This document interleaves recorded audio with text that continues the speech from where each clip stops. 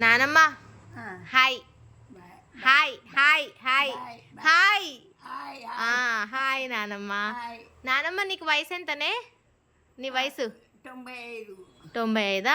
సరే, నువ్వు పొద్దున్న లేచినప్పటి నుండి రాత్రి పడుకునేంత వరకు ఏమేం చేస్తావో చెప్తావా? చెప్తా. చెప్పు.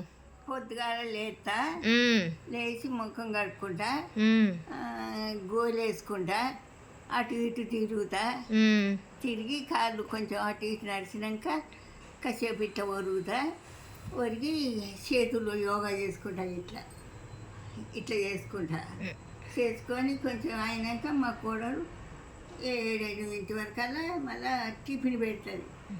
టిఫిన్ పెట్టి పాలు పోతుంది. పోసినాక తాగుతా.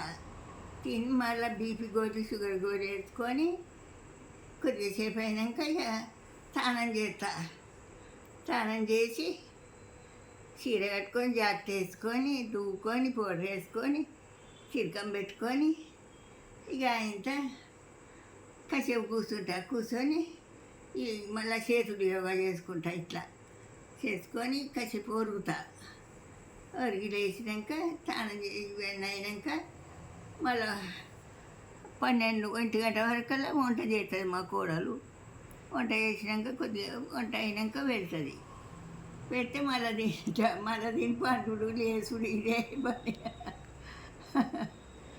అవ్వ ఏం చేయాలి, పెత్తనం వచ్చింది. ఇంకా నీకెన్ని ఉన్నాయా? పల్లెళ్ళు ఉన్నాయి?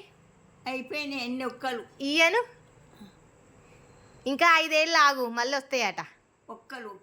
ఒక్కలు ఉన్నాయా? సరే, ఇంకేం చేస్తావు? సాయంత్రం పూట ఏం చేస్తావు? ఏం లేదు, మంచంలో కూర్చుంటా, అందరూ వచ్చేటోళ్ళని పోయేటోళ్ళను చూసుకుంటా కూర్చుంటా. ఇంకా ఇంకేం లేదు, తింటా పంట. ఇక నైస్.